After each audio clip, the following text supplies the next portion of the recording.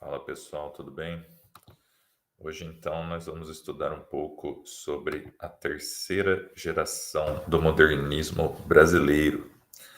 Damos uma olhada até agora então na primeira geração, que é aquela que compreende o período, né, entre 1922 e 1930, primeira geração modernista marcada então por uma busca por renovação na linguagem, renovação, especialmente na poesia brasileira, mas na arte brasileira em geral, uma linguagem mais próxima do coloquial, da linguagem do dia a dia, do que seria um português brasileiro, né? Temas para a literatura, para a poesia, para a arte, mais baseados tanto na ironia quanto em um humor, né, que represente o, a cultura brasileira, digamos assim, né? Então nós vamos ter ali o poema piada, nós vamos ter poemas satíricos, nós vamos ter paródias, como a paródia da Canção do Exílio, feita pelo Oswald de Andrade, né? Nós vamos ter a presença de elementos irônicos nessa literatura da primeira geração, uma busca pela recriação da arte brasileira, pela recriação da cultura brasileira, do que é ser brasileiro em si.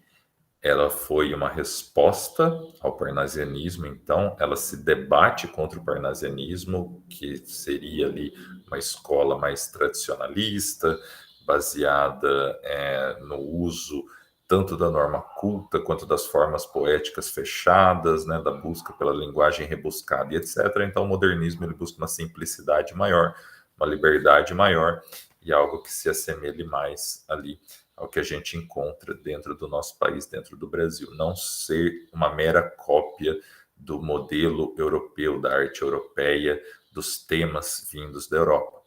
Uma coisa muito importante para lembrar, então, da primeira fase do modernismo é o conceito da antropofagia, ali do Oswald de Andrade, já praticamente no final da década, né? Que é baseado ali em algo da cultura indígena brasileira, né? Mas a antropofagia, né, para a gente resumir, seria então a ideia de incorporar os elementos estrangeiros, né, as influências estrangeiras, mas ao seu próprio modo, ao modo brasileiro.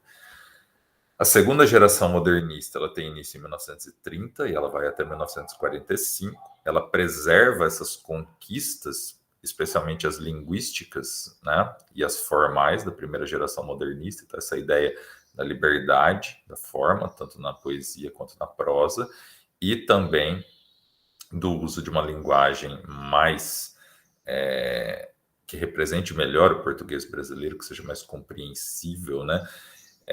A segunda geração não vai se preocupar tanto com essa questão de buscar a linguagem coloquial, mas ela vai se valer dessas conquistas, por exemplo, para trazer os falários dos personagens, muitas vezes na própria narração, né, dos textos em prosa e também ali na construção dos textos poéticos, né?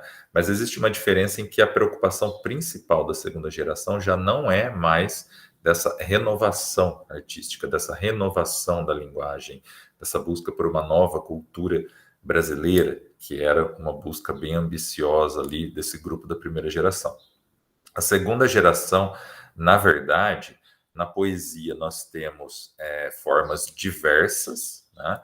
Então, diferentes expressões poéticas que surgem nesse período, que se valem das conquistas da primeira geração, mas não tem mais essa preocupação pela renovação nessas liberdades trazidas com a primeira geração, elas já foram incorporadas, então eles podem ter uma ampliação da sua preocupação temática, das questões estéticas que vão abordar dentro do poema, e no romance nós temos especialmente uma preocupação social, naquilo que nós chamamos de romance regionalista, o regionalismo de 1930, cujo maior expoente é Graciliano Ramos, mas nós temos outros como a Raquel de Queiroz, o José Lins do Rego, Jorge Amado, que começa a escrever nesse período também, e aqui mais ao sul, né, na região sul do país, temos o Érico Veríssimo, que tem um teor regionalista, né, por exemplo, na sua obra O Tempo e o Vento, apesar de diferente ali do Graciliano Ramos, mas também tem uma composição de uma literatura mais urbana.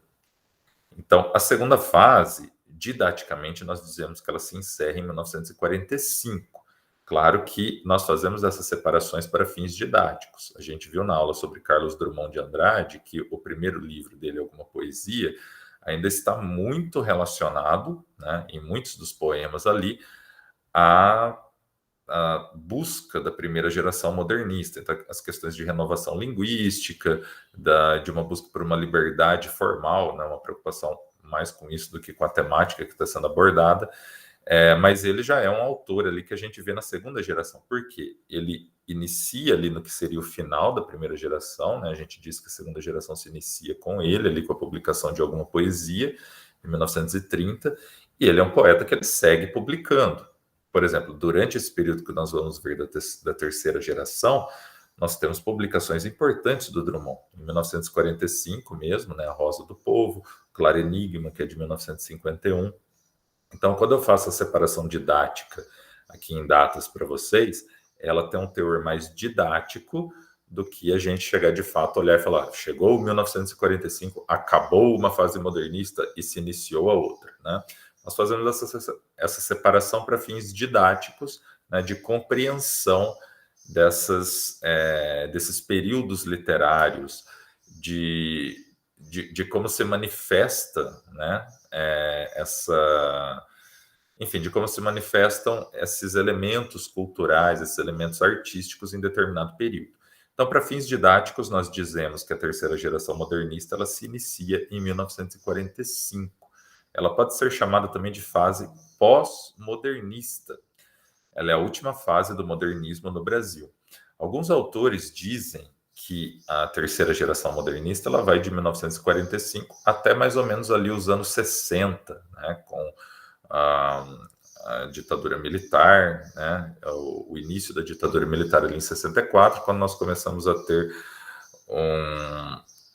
um pouco dessa ascensão da literatura marginal, né, e também existe muito ali a censura, tudo mais, mas outros autores dizem, na verdade, que a terceira geração modernista ela iria de 1945 até 1980, então até ali, até o início dos anos 80, talvez até o meio dos anos 80, dependendo de como você quiser abordar a questão, né? Então, de que ela se encerraria mais ou menos ali quando se inicia a reabertura do Brasil, quando se inicia o fim da ditadura militar. Alguns autores ainda dizem que, na verdade, ela perdura até hoje, que a terceira geração modernista, dadas as suas características, que são bastante abrangentes, né, que, na verdade, a literatura que se faz no Brasil desde então, ela é uma literatura modernista, mas que ela não se encaixaria naquilo que nós classificamos nem como a primeira nem como a segunda geração. Então, que as diversas manifestações que tivemos desde então, de 1945, seriam todas parte da terceira geração modernista. Isso para a gente, na verdade, não importa tanto, tá? Porque a gente vai ver que dentro da terceira geração modernista, nos importa mais observar os autores em si, os autores que a gente vai dar uma olhada, porque a produção deles é muito diferente entre si, do que a gente ficar pensando nessa fase como um período, né? Porque na primeira geração modernista, como nós vimos, existem até manifestos, né? Eles se chamam de modernistas, assim como os parnasianos se chamavam de parnasianos e os românticos de românticos e etc, né? Nessa fase modernista, por isso que daí a gente pode chamar também de pós-modernista, já não existem mais manifestos, autores que se juntam em um grupo e dizem nós somos a terceira geração modernista, né? Nós temos um amadurecimento dessa questão na literatura brasileira, então nós temos apenas ali artistas que vão compondo a sua obra. E essas obras que vão surgir, elas são múltiplas, né? Elas são influenciadas por múltiplas tendências, elas criam novas tendências também. Então, nós tentamos colocar uma classificação, né? Pensar nessas obras dentro de um guarda-chuva, que seria esse da terceira geração modernista, ou do pós-modernismo, apenas para fins de classificação mesmo, tá? Não existe mais uma escola literária, né? Como a gente tinha ali no passado, né? Aqueles grupos que se unem para fazer uma produção parecida entre si e se guiam ali por manifestos, por algumas características em comum, enfim, que querem mesmo ser o mesmo grupo. Nós já temos um caráter de individualidade artística muito bem amadurecido. A primeira coisa que nós temos que pensar é o contexto em que surge a terceira geração modernista, especialmente aquele contexto do seu início, né? Por que nós dizemos que a segunda geração se encerra em 1945? Ela é mais ou menos um marco histórico, né? 1945 é o ano em que se encerra a Segunda Guerra Mundial. O Brasil não tem uma participação muito expressiva, né, na Segunda Guerra. São alguns soldados que são enviados à Itália para uma batalha específica. O Brasil tem algumas baixas, né, mas nada perto ali do que o resto do mundo passou durante a Segunda Guerra. Mas é uma questão bastante importante para o mundo em geral, o fim da Segunda Guerra Mundial, porque ele traz uma nova noção de estabilidade. Nós temos também o início da Guerra Fria, que se dá ali mais ou menos no começo dos anos 50. Guerra Fria, para quem se lembra bem das aulas de história, né? Com o fim da Segunda Guerra Mundial, nós temos duas potências, duas grandes potências que ascendem e se tornam as maiores potências mundiais, até ali, antes de ocorrer as duas grandes guerras da primeira metade do século XX, as potências mundiais se encontravam na Europa, pelo menos até a Primeira Guerra. Os Estados Unidos ascendem como potência após a Primeira Guerra, mas se tornam a grande potência do mundo ocidental, pelo menos após a Segunda Guerra. Os Estados Unidos são responsáveis pela reconstrução da Europa Ocidental, do próprio Japão, então a sua esfera de influência cresce muito e se torna uma maior potência ocidental. E do outro lado nós temos uma outra potência, por isso que nós chamamos aí do mundo bipolar, né? Porque a outra potência é a União Soviética, outra vencedora da guerra, a União Soviética, que surge com a Revolução Russa em 1917, a revolução que torna a Rússia um país comunista. E a União Soviética nada mais é do que a extensão da influência do governo, né, do modo econômico comunista para outros países que vão formando um mesmo país, chamado União Soviética. Então, a União Soviética não é apenas a Rússia, é a Rússia e outros países ali que fazem parte. E nós temos também outros países que não fazem oficialmente parte da União Soviética mesmo, mas também se tornam países comunistas após a Segunda Guerra ali na Europa, como, por exemplo, a Alemanha Oriental, né? O grande símbolo desse mundo bipolarizado é a Alemanha, a grande derrotada da Segunda Guerra. A Alemanha que tem seu território dividido entre a Alemanha Ocidental, de influência americana, especialmente americana, né? Nós dizemos inglesa, francesa e americana, mas como os Estados Unidos ali ajudam a reconstruir França e Inglaterra, influência especialmente americana, e a Alemanha Oriental, de influência soviética, mas não faz parte da União Soviética, não é incorporada ao país, mas se torna um país comunista. E o maior símbolo é Berlim, onde fazem um muro que divide a cidade, Berlim, a capital alemã. Então, a parte ocidental, a cidade de Berlim está na parte que era da Alemanha Oriental, mas tem uma parte ocidental em Berlim, então, e uma parte oriental, uma parte que faz parte da Alemanha Oriental. Então, esse é o grande símbolo ali da Guerra Fria, que é um conflito, na verdade não é bem um conflito, né, mas uma tensão diplomática e política que se inicia. Ela nunca se desenvolve em um conflito direto entre as duas potências, entre Estados Unidos e União Soviética, daí o nome Guerra Fria, né, uma guerra que ela não chega a acontecer de fato, e os conflitos que acontecem são em territórios distantes, né? Então, por exemplo, no Vietnã, em que Estados Unidos e União Soviética estão envolvidos na guerra para um lutando para que o país tenha influência capitalista e o outro para que se torne um país comunista. Na Coreia também, a Coreia inclusive se dividiu em duas, né? A Coreia do Norte é comunista até hoje, a Coreia do Sul capitalista.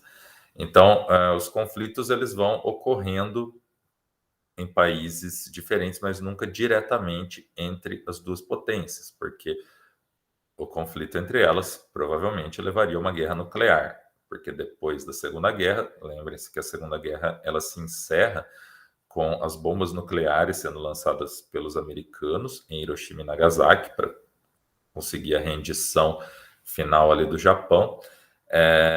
Então nós temos o início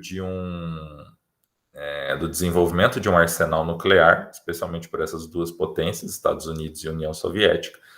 Então, acho que parece óbvio por que nunca existiu um conflito direto, apesar de ter chegado perto em alguns momentos, né, entre essas duas potências, porque seria um conflito seria um desastre, digamos assim, né, suas proporções, a proporção de dano seria inimaginável por conta da radiação causada aí por bombas nucleares e etc. Aqui no Brasil, mais especificamente, esse contexto nós podemos pensar no fim da era Vargas. Então, Getúlio Vargas, ele governa o Brasil de 1930 a 1945, ascende ao poder em uma revolução, dá um golpe de Estado em 1937, um autogolpe, né? Ele dá um golpe para ele se manter no poder, ali em 1937, com o apoio das bases que o sustentavam, né? E aí ele se mantém como um ditador até 1945. Justamente esse final da Segunda Guerra leva a uma pressão para a saída de Getúlio Vargas, e aí ele sai em 1945, ele consegue fazer o seu sucessor, né?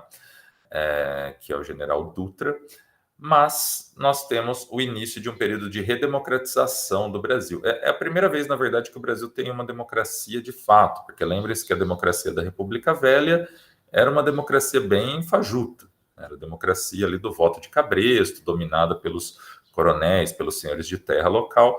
Nós começamos, apesar de todos os problemas, né, que até hoje nós vemos na nossa sociedade, nós começamos a ter uma democracia em que o direito ao voto ele é mais, se não universal, porque alguns grupos ainda não votam, ele é mais difundido e as eleições já não são guiadas por aquele sentimento da República Velha, né, de serem sempre fraudadas, certo?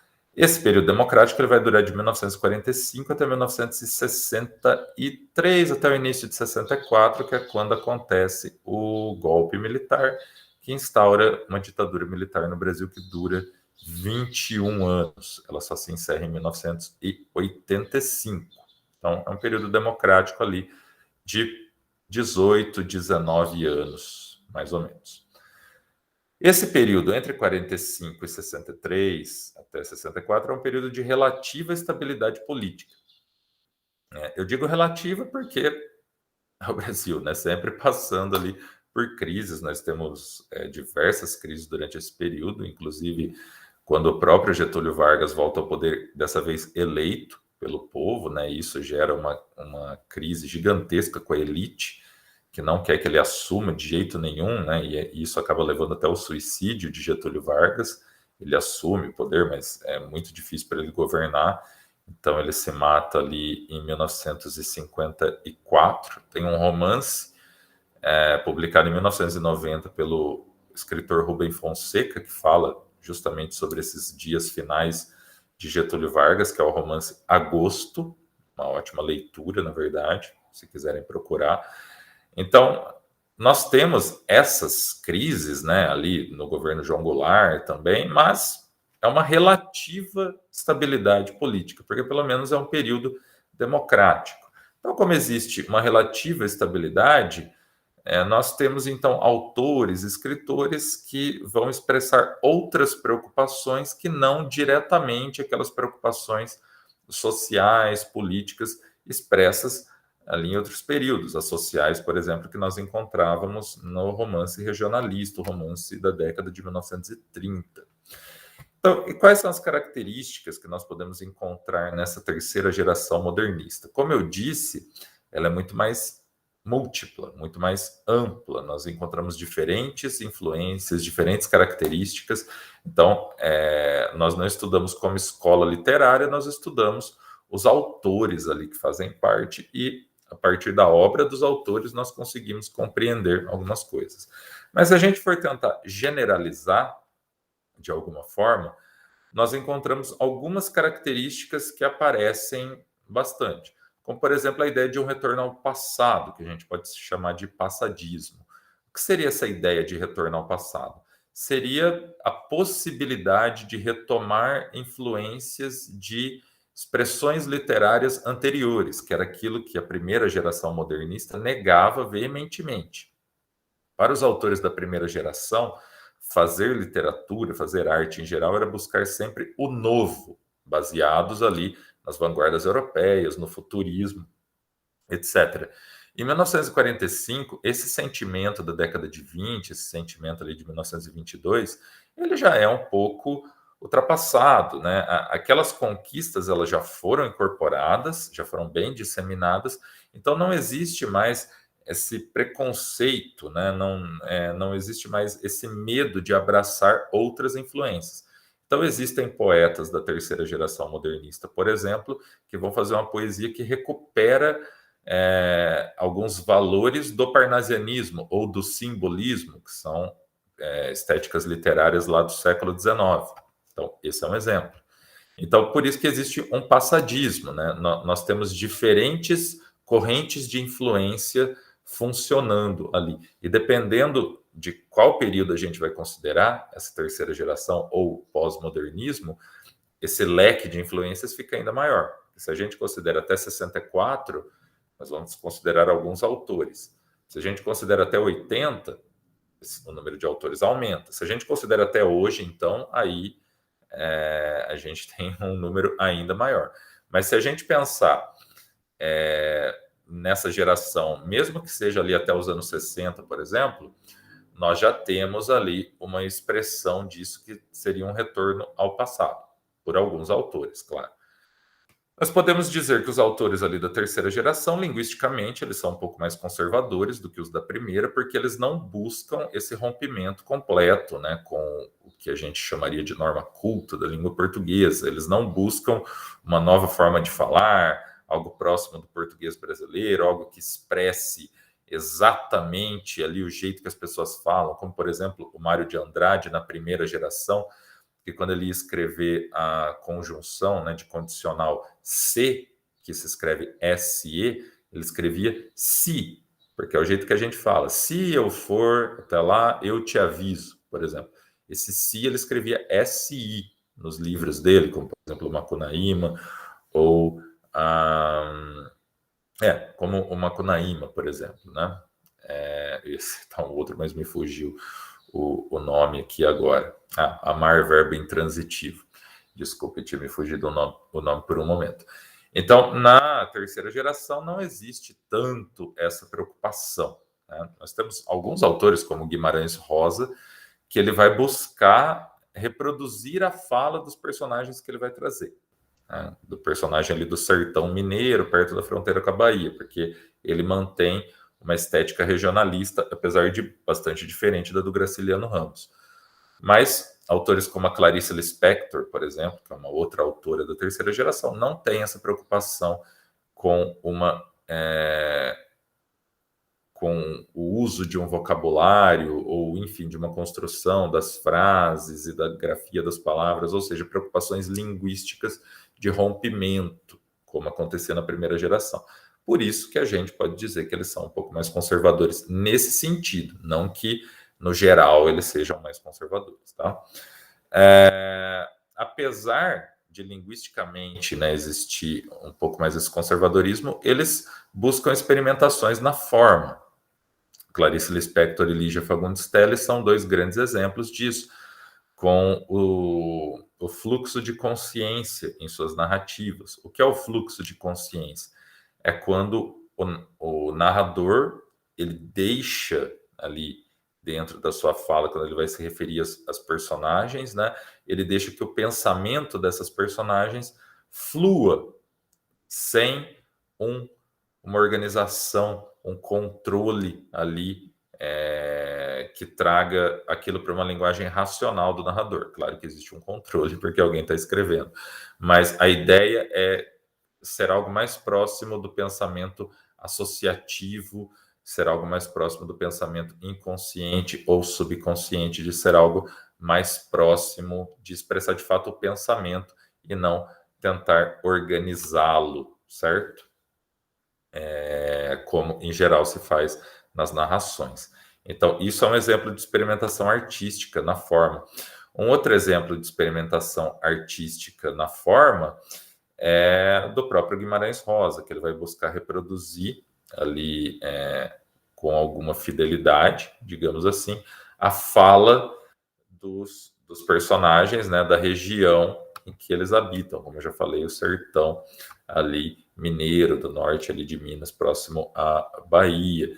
Então ele vai buscar tanto na fala do narrador, seja ali em terceira pessoa, né, em primeira pessoa, quanto dos próprios personagens nessa reprodução de uma fala. Então isso também é a busca por uma inovação na forma, né, uma inovação artística, uma experimentação. É muito comum entre os autores desse período. O regionalismo ele até reaparece, mas ele reaparece de uma forma que a gente pode chamar de um regionalismo universal. O que é um regionalismo universal? É quando nós temos ou a narrativa ou a poesia, né? Então, por exemplo, Morte e Vida Severina, de João Cabral de Melo Neto, O Grande Sertão Veredas, do Guimarães Rosa, ou Sagarana, do Guimarães Rosa também, ou as novelas do Corpo de Baile, os textos do Ariano Suassuna também, são narrativas ou ali poemas, né?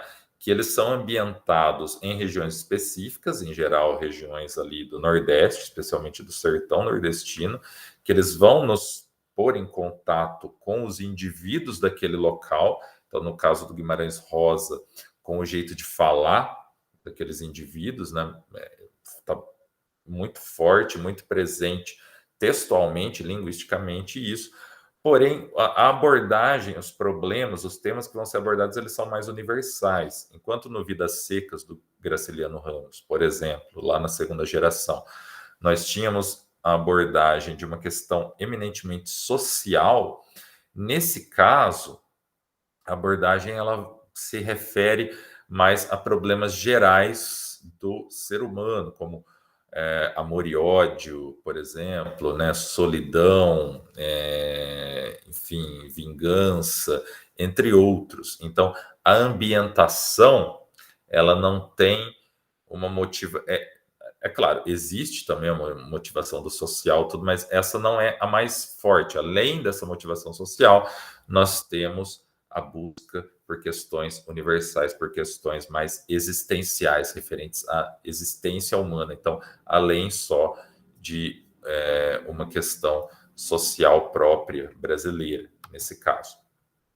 Mas, ao mesmo tempo, como eu disse, nós temos uma questão universal, mas nós temos também a retomada da temática social. A diferença é que a temática social ela está alinhada a essas questões gerais humanas, tá? Essas questões mais existenciais.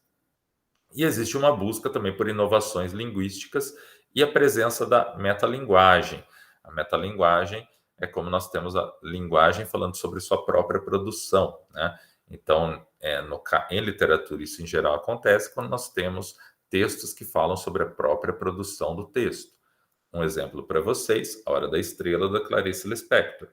O protagonista da Hora da Estrela é o autor, né, que vai criar uma história em que a protagonista é a Macabeia, uma retirante nordestina que vem tentar a vida no Rio de Janeiro.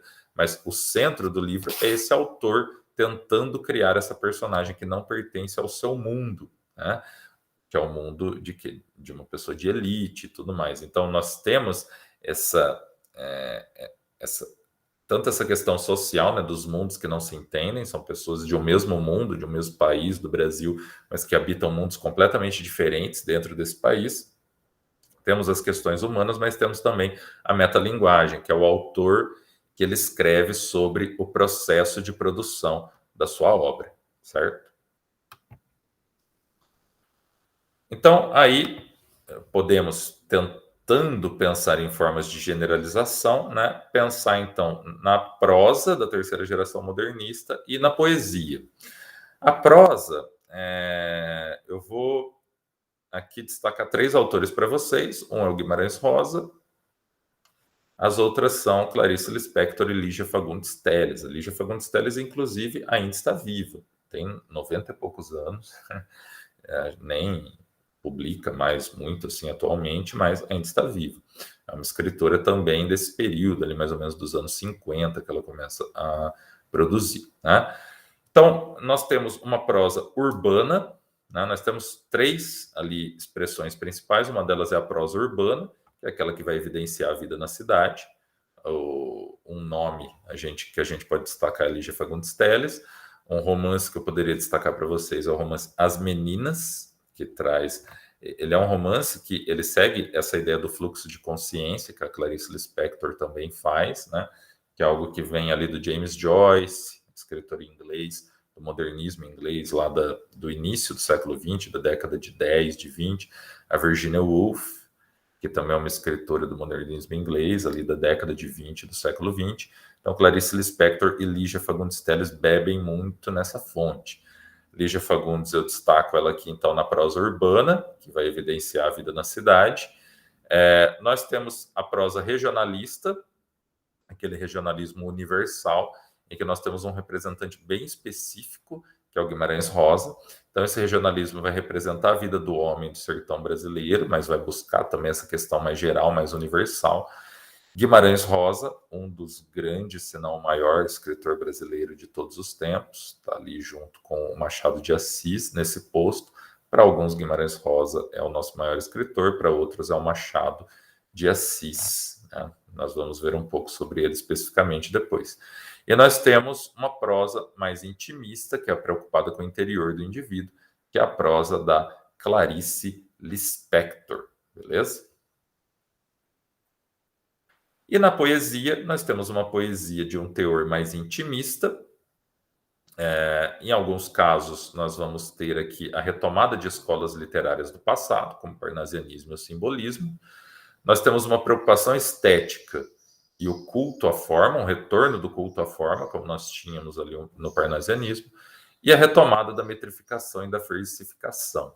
Na aula sobre o Drummond, nós vimos que várias dessas características elas passam pela obra do Drummond desse período, que seria ali a segunda e a terceira fase dele, porque o Drummond ele passeou ali pela segunda geração, que é o início da carreira dele, mas ele passa também ali pela terceira.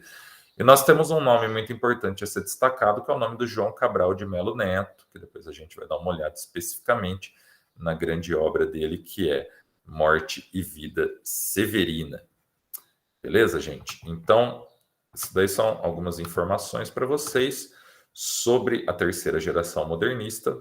Nós vamos dar uma olhadinha em cada um desses autores, então, em seguida. Valeu!